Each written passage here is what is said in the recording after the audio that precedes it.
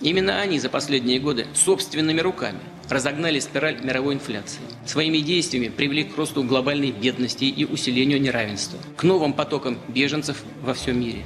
И возникает вопрос, кто теперь ответит за миллионы голодных смертей в беднейших странах мира из-за растущего дефицита продовольствия? A pesar de que últimamente se está hablando mucho del declive de Estados Unidos y del supuesto quiebre del dólar, sus políticas nos siguen afectando a todos. La ONU advirtió a los gobiernos de Estados Unidos y Europa que si siguen por el camino que están, terminarán estrangulando al resto del mundo. Y los que se ven más afectados son los países más pobres. Con las altas tasas de interés de la Reserva Federal y las monedas de los países debilitándose, muchos bancos centrales se ven obligados a utilizar los pocos dólares que tienen para defender sus monedas. Y vemos cómo sus niveles de deuda crecen y crecen, algo que viene desde hace años pero que ha estado empeorando recientemente. Y en este contexto comenzó la guerra de Rusia y la reacción de Occidente con las fuertes sanciones unilaterales que, aunque no quieran aceptarlo, la gran mayoría de los países del mundo no están acatando.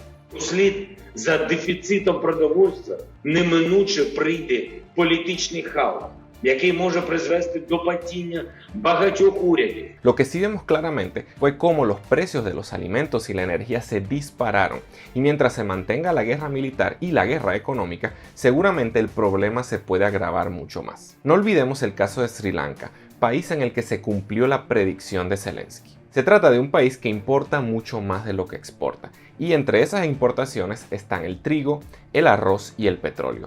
Y con los precios de todo eso disparados, además de lo que explicamos en el video anterior del dólar y las tasas de interés, su moneda colapsó.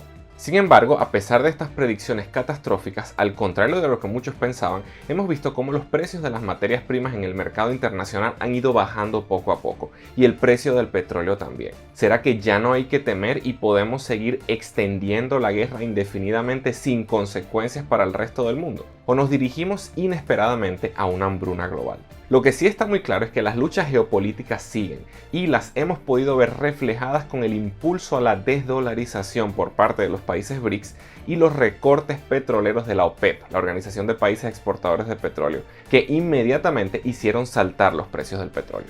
Así que hay muchos factores entrelazados. Por eso, para aclarar el panorama y entender este entramado de efectos que tiene la guerra sobre la economía, tengo de invitado nuevamente al economista César Villalona, quien pondrá sobre la mesa todo lo que necesitas saber para sacar tus propias conclusiones. Así que suscríbete al canal. With regard to food shortage, yes, we did talk about food shortages. And it's going to be real. The price of these sanctions is not just imposed upon Russia, it's imposed upon an awful lot of countries as well, including European countries and our country as well.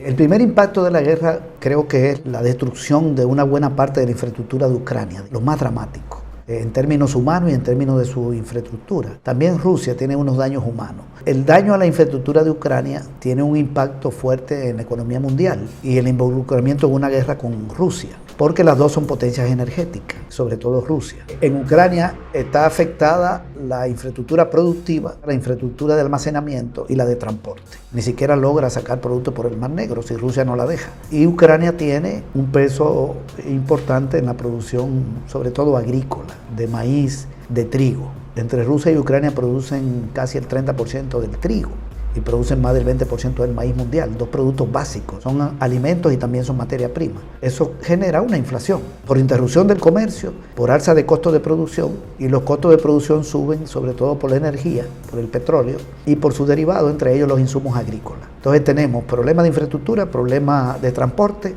problemas de alza de precios, inflación.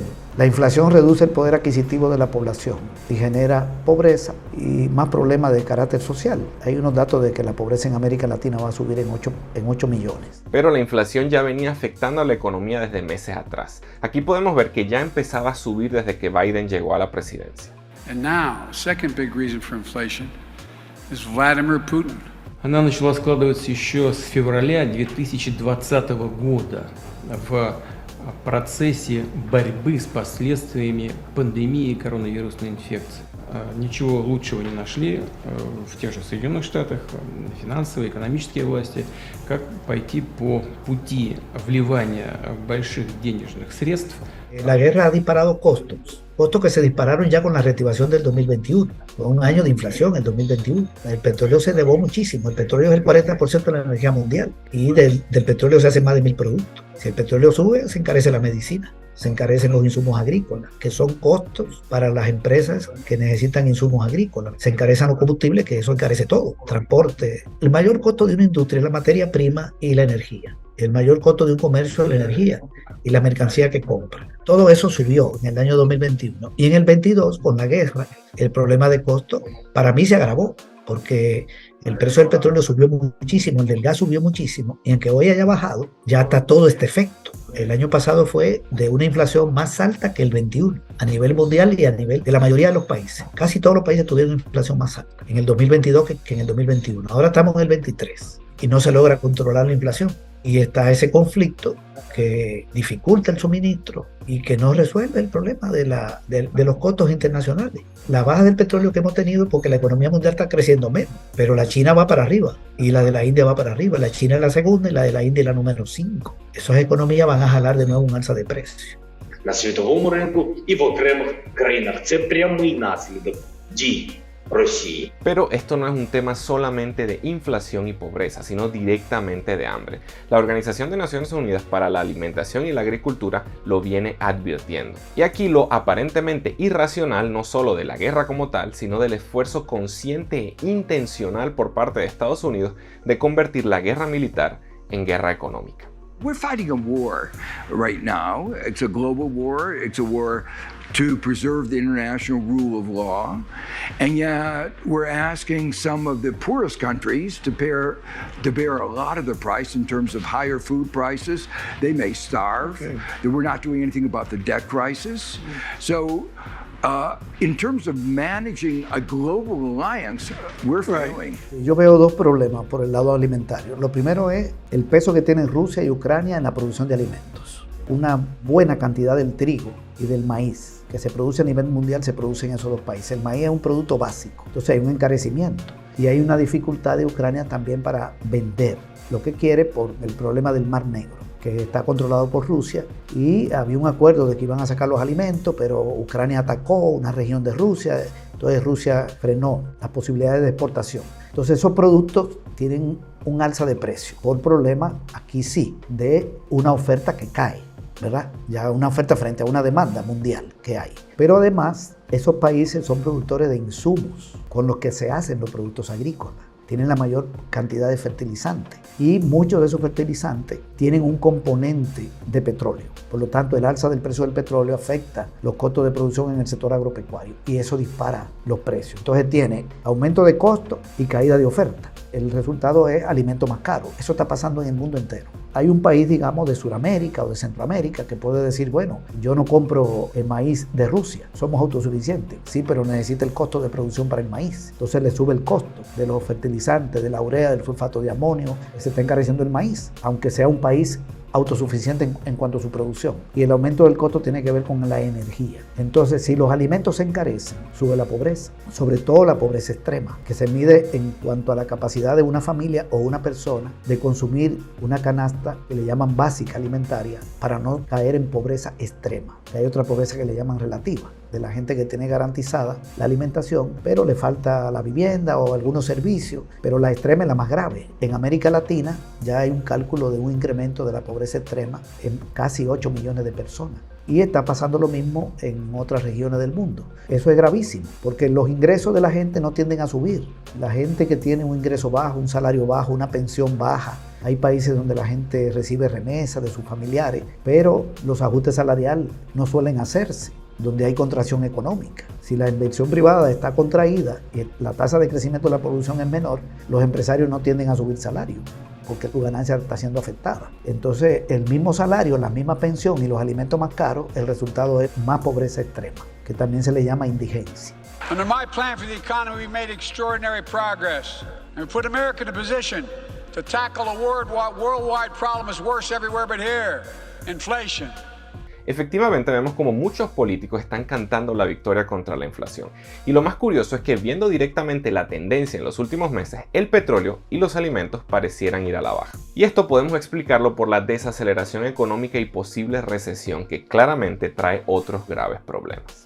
El año pasado la economía mundial creció 3.4, mucho menos que el 21.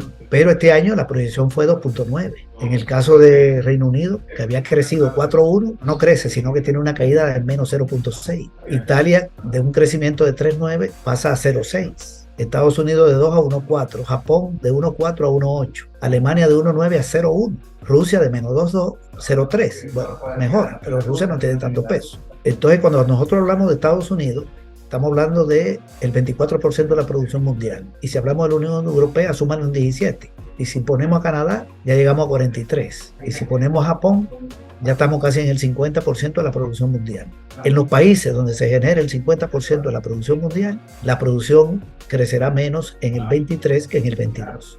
Por lo tanto, están demandando menos para producir. ¿Y qué se demanda para producir? Maquinaria, materia prima. En el caso del comercio, no produce bienes, sino que compra mercancía y vende mercancía. Entonces compra menos y vende menos porque aporta menos a la producción. Y los servicios también. Es lógico que en ese contexto la presión hacia el petróleo, hacia el gas sea menor. Pero hay que poner atención ahora a lo de China, porque China es el 18% de la producción mundial. Y se proyectó un crecimiento de 5.2 y te aseguro que va a llegar a 6 o a 7. Y la India 6.1 y va a andar por el 8. Ya cuando lo suman los dos, tiene más o menos el 22% del PIB mundial, un poquito menos. Entonces le hace un contrapeso a los otros. Por eso el petróleo va a volver a subir. Bajó y va a volver a subir en los próximos meses con el crecimiento de China. Y también hay otros países que van a tener como mejoría, como Brasil, porque Brasil está muy articulado a Asia. Su principal proveedor es China. Y el país el que más le vende es China. De manera que el crecimiento de China va a jalar la producción de Brasil. Y a eso hay que sumarle entonces otro 2% del PIB mundial. Ya estamos llegando a 24, Brasil, la India y China. Lo mismo puede pasar en otros países de Sudamérica, que van a tener una mejoría en su producción.